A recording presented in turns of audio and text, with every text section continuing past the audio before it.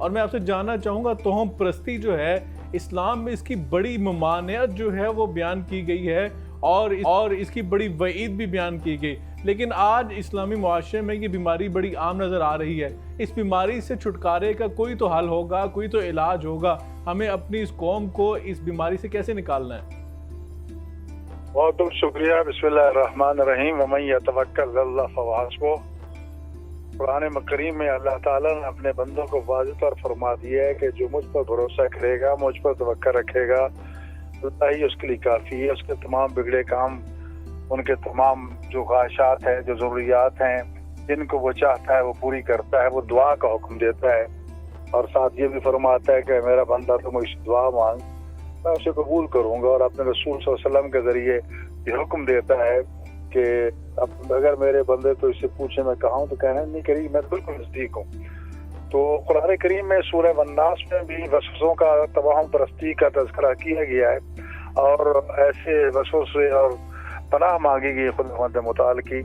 تو سورہ معوذتین میں سے ایک سورہ جو ہے سورہ الناس جسے کہتے ہیں قرآن مجید کا آخری سورہ، یا مثال پر سورہ ہے دوسری جو واسطہ فی صدور الناس من الجنت، یہاں تو اسی انسان اور جنوں کی طرف سے وسوسہ پیدا کیا جاتا ہے اس کو بھی لیا گیا ہے۔ تو لہذا کام خداوند متعال کی ذات نے کرنا ہے۔ سبب اور وسیلہ اور علت فعلی جو ہے یا فاعل جو ہے وہ خدا نے کسی کام کے وقوع ہونے کا بہانہ بنانا ہے۔ تو اس کے لیے صورتحال یہ ہے کہ اللہ تعالیٰ نے یہاں تک فرمایا کہ وابتغوا الیہ الوسیلہ، اللہ تعالیٰ کو حکم دیا کہ مومنین جو ہیں وہ وسیلہ تلاش کریں اللہ تک پہنچنے کے لیے۔ اور وسیلہ جو ہے خداوند متعال نے اپنے رسول اور ان کے اہل بیت اطہار کو بنایا ہے۔ ہم ڈاکٹر کے پاس جاتے ہیں، ڈاکٹر جو ایک وسیلہ بنتا ہے، وغیرہ ان دوائیوں میں، جڑی بوٹیوں میں، میڈیکل چیزیں جتنی بھی ہیں اس میں شفا تو اللہ نے رکھی ہے۔ ڈاکٹر اگر مثال کے طور پر آپ کے لیے علاج کرتا ہے اور کہتا ہے کہ میں گارنٹی دیتا ہوں آپ ایسے ٹھیک ہو جائیں، تو اگر جو گارنٹی دینا اس کا ٹھیک نہیں ہے، لیکن کیونکہ اسے اعتماد ہے، تجربہ ہے، تو لہذا طبی اصولوں کے مطابق اس کے مشاہدات ہیں، لیکن طبی اصولوں میں بھی یا ان چیزوں میں اصل شفا تو خداوند متعال کی طرف سے ہے۔ اسی طرح جو روحانی مسائل ہیں، اب قرآن کریم کی سورہ فاتحہ کے حوالے سے امام محمد باقر علیہ السلام اور باقی ائمہ معصومین سے بھی حدیث موجود ہیں اس کے فضائل کے حوالے سے کہ اگر کسی مردے پر اس کو 70 مرتبہ پڑھ دیا جائے اور مردہ زندہ ہو جائے تو کل مبہل موتا، قرآن کی عظمت یہی ہے کہ مردے زندہ ہو جاتے ہیں، لیکن وہ ہوتے کس کی طرف سے ہیں؟ باذن اللہ، اللہ کی طرف سے۔ زندہ کرنے والے اللہ کی ذات ہے۔ ہمیں توکل کا معنی یہ ہرگز نہیں ہے کہ ہاتھوں میں ہاتھ دھر کے بیٹھ جائیں، کچھ بھی نہ کریں، نہیں۔ ساتھ یہ بھی فرمایا ہے کہ لیس الانسان الا ما سعی، انسان جب تک کوشش نہیں کرے گا اس وقت کچھ نہیں ہوگا۔ حضرت امام جعفر صادق علیہ السلام کی خدمت ایک نوجوان ہے کہ فقیر ہوں، دعا کیجیے۔ فرمایا کرتے کیا ہو؟ میں کرتا تھا کچھ نہیں۔ فرمایا جاؤ تیرے لیے کوئی دعا نہیں ہے۔ کہا فرزند رسول دعا نہیں ہے؟ فرمایا ہاں جاؤ پہلے کچھ کام کرو پھر دعا ہے۔ تو لہٰذا جتنے بھی ہمارے احباب ہیں، ٹھیک ہے کلام الہی میں تاثیر موجود ہے، قرآن کی خوبیوں میں سے ایک خوبی یہ ہے، لیکن ہزاروں کروڑوں خوبیوں کو ہم بھول جاتے ہیں، لیکن ایک ہی نقطہ جو بڑا باریک کہ کسی سے مدد طلب کرتا ہے، تو یہی سوچئے کہ اگر ایک بندہ مدد کر رہا ہے تو اس بندے کو بھی خدا نے طاقت دی ہے۔ بالکل اگر کوئی ڈاکٹر علاج کر رہا ہے تو اس نے، اگر کوئی کلام الہی کسی کی زبان میں تاثیر ہے اور کلام الہی اثر انداز ہوتا ہے تو وہ قرآن نے خود کہہ دی ہے، وہ بھی اللہ کی طرف ہے۔ تو لہٰذا ہر چیز تو اللہ کی طرف ہے۔ جو جعلی عاملین ہیں ڈاکٹر صاحب، یہ جو جعلی عاملین آپ کو نظر آتے ہیں ہمارے معاشرے کے اندر، ان کا پھر کیا علاج ہے؟ ریاست کو کیا کردار ادا کرنا ہوگا؟ ان کو سختی سے نمٹنا نہیں چاہیے؟ کیونکہ جادو بالاتفاق حرام ہے اور جادوگر جو ہے اس کی سزائے موت ہے۔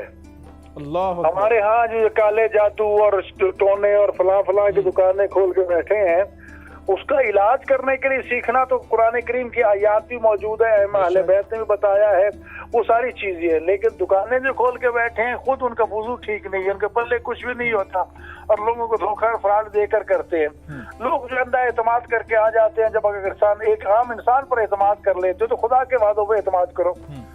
تو خدا کا وعدہ، رسول اللہ کا وعدہ جو ہے یقیناً ایسے ہے۔ تو حضرت موسیٰ علیہ السلام بیمار ہو گئے، जाओ की रोटी खाई, ठीक हो गए। फिर बुखार हो गया, मैं क्या करूं, कहा हकीम के पास जाओ।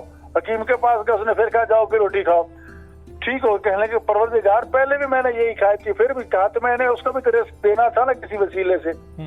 तो ये चीजें तो हैं, लेकिन इन अतिब्बा के खिलाफ हुकूमत ने तो बाकायदा पॉलिसी बना रखी है कि इसको जादू टोने करने वाले झूठे आमलीन जो है उनको गिरफ्तार करके बस जिंदान में रखा जाए। और इसी तरह इनके खिलाफ आवाम को भी उठना चाहिए कि जो लूट मार बल्कि मामलात तो नामूस और इज्जत की लूट तक चला जाता है, लोगों की इज्जत नामूस महफूज नहीं रहती इन लोगों के हाथों।